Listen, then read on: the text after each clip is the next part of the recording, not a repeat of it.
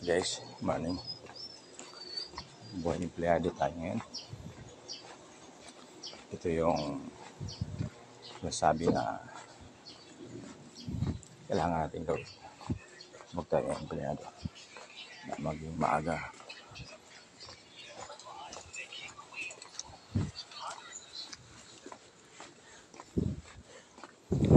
Yung naman,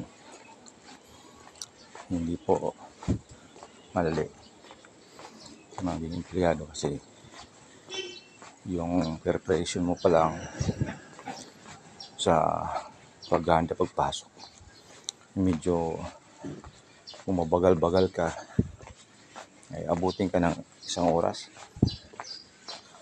Pero dahil malayo pa yung pupuntahan o papasok ka, kailangan mo magmadali.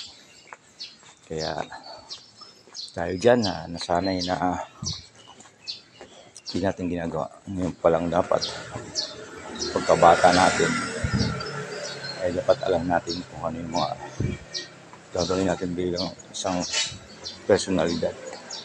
Kaya pag tayo magkapamilya, kailangan mo na trabaho. Araw-araw mong routine ang gagawin na sa sarili mo para sa pamilya mo kung hindi ka papasok. Kaya yung buhay empleyado ay critical pag hindi ka pumasok. Kasi yung mga araw-araw gastusin, nakaabang na.